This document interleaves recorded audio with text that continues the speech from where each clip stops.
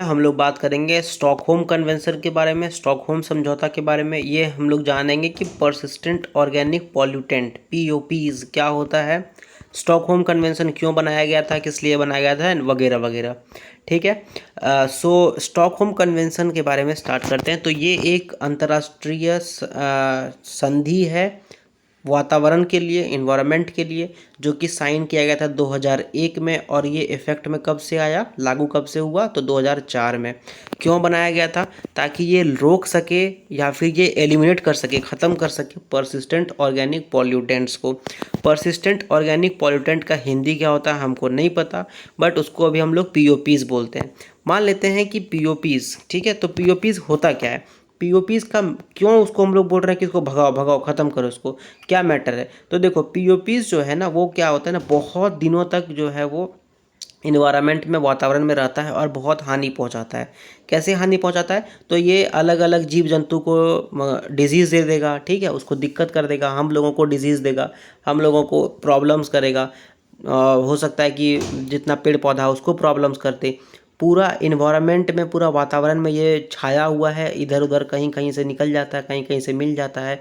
जितना living organisms है उसको क्या करता है, ये ख़राब करता है, उसको डिजीज़ देता है बहुत सारा, ठीक है। और जिसके कारण कि वो मर जाता है। बहुत बार हम लोग देखते हैं ना कि मछली मर के आ गया है बीच के पास, यही सब कारण है, पीओपीज़ का कारण है उसका, ठीक है। और ये जो है ह्यूमंस और वाइल्ड लाइफ, मतलब इंसान के लिए तो है ही, साथ ही साथ जो वाइल्ड लाइफ है उसके लिए भी ये बहुत ज़्यादा खतरनाक है, ठीक है। स्टॉकहोम कन्वेंशन जो है वो कौन सा ट्रीटी है? तो स्टॉकहोम कन्वेंशन यूनाइटेड नेशंस के अंदर बनाया गया था। तो यूनाइटेड नेशंस के अंदर वो संधि साइन किया गया था, कब? 2001 में।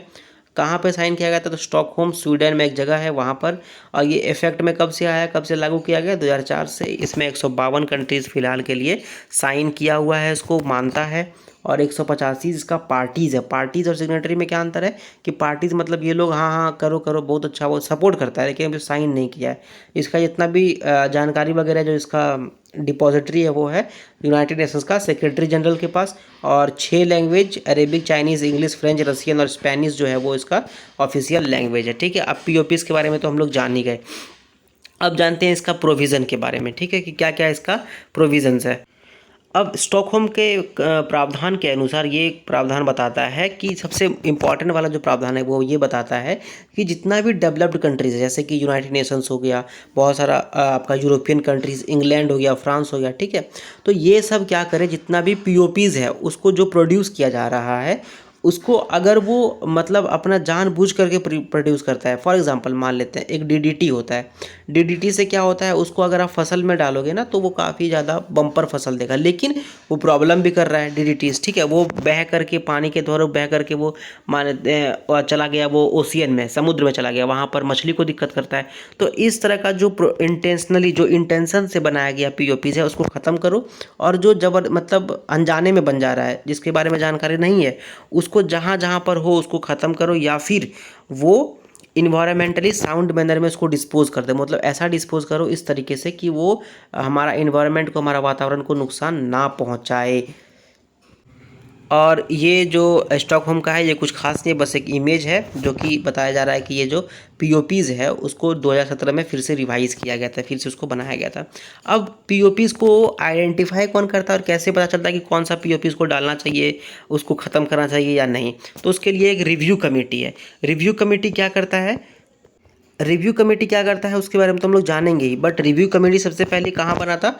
तो 2005 में जब सीओपी 1 हुआ था, तो उरुग्वे में एक जगह है साउथ अमेरिका में, वहाँ पर जब पहला मीटिंग हुआ था तो एक परसिस्टेंट ऑर्गेनिक पॉल्यूटेंट, जिसको कि अभी हम लोग पीओपीज़ बोल रहे हैं, तो पीओपीज़ और रिव्यू कमेटी, ये हो गया आपका पीओपीआरसी, ठीक है। तो ये इस्टेब्लिश किया गया था। अब इसका काम के बारे में जानते हैं कि ये काम क्या करता है। तो ये जो पीओपीआरसी है वो 31 एक्सपर्ट ग्रुप का बनता है, 31 एक्सपर्ट आदमी का बनता है, जो कि 5 यूनाइटेड नेशंस का रीजनल ग्रुप, जो कि आपका अमेरिका हो गया, यूरेशिया हो गया, साउथ अमेरिका हो गया, ठीक है, एशिया हो गया, इन सब से मिल करके बनाता है। और ये केमिकल को 3 स्टेज में डिवाइड करता है और उसके बाद फिर पता करता है कि पीओपीज़ में किसको डालना चाहिए या नहीं डालना चाहिए। पहला क्राइटेरिया क्या है, जैसे होता है ना सिलेक्शन वैसा, तो पहला क्राइटेरिया क्या है, पहला देखता है कि ये पीओपीज के लायक है कि नहीं, उसका स्क्रीनिंग करता है। स्क्रीनिंग में देखता है कि कितना दिन तक जिंदा रह सकता है हमारा इन्वायरमेंट में, क्या ये बायो एक्यूमुलेशन कर रहा है, बायो एक्यूमुलेशन क्या है उसके बारे में भी हम लोग डिस्कस करेंगे। फिर क्या ये पोटेंशियली बहुत दिनों तक रह रहा है, बहुत दूर दूर तक जा रहा है, जैसे अगर इंडिया में प्रोड्यूस हुआ तो वो बहते बहते अमेरिका पहुँच गया क्या, ठीक है, इस तरह। उसके बाद दूसरा जो कि एनेक्स ई में है, वो देखता है कि अगर ये बहुत दूर दूर तक जा रहा है तो क्या वो जो इंसान का जो हेल्थ है उसको, या फिर जो इन्वायरमेंट का हेल्थ है उसमें वो कितना इफेक्ट पड़ता है, क्या वो बहुत ज़्यादा दिक्कत कर रहा है। ऐसे अगर हम लोग उसको खाएंगे या हम लोग उसके टच में आएंगे तो हम लोग को हेल्थ में बहुत ज़्यादा प्रॉब्लम होगा, हम लोग कैंसर हो जाएगा क्या, वगैरह वगैरह, ठीक है, इस तरह वो देखता है।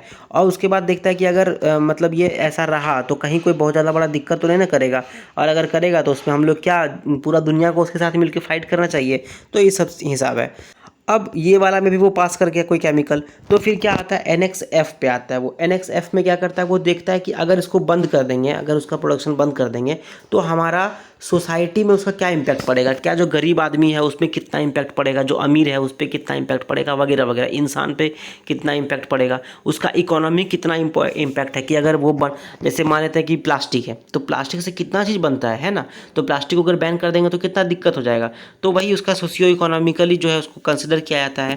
और उसके बाद जब ये सब कुछ हो जाता है फिर क्या होता है, फिर POPRC जो है वो डिसाइड करता है कि हाँ अब जो है कॉन्फ्रेंस ऑफ पार्टी का जो मीटिंग होगा उसमें हम लोग बताएंगे कि ये 5 केमिकल्स जो है इसको हमको डालना है COP का लिस्ट में, और फिर उसको बैन किया जा सकता है और उसको जेनेवा स्विट्ज़रलैंड में भेजा जाएगा। फिर वहाँ पर COP जो है वो होगा, फिर वो डिसाइड करेगी कि इसको बैन करना है या नहीं बैन करना है, ठीक है। तो ये था अपना Stockholm convention, and I hope कि ये वीडियो आपको अच्छा लगा। अगर ये वीडियो आपको अच्छा लगा तो आप अपने दोस्तों के साथ इसको लाइक कर सकते हो, दोस्तों के साथ शेयर कर सकते हो, कुछ भी पूछना है बताना है तो कमेंट कर सकते हो, चैनल को सब्सक्राइब कर सकते हो, एंड कमेंट करके बताओ कि कैसा लगा ये वीडियो आपको, ठीक है। Thank you very much.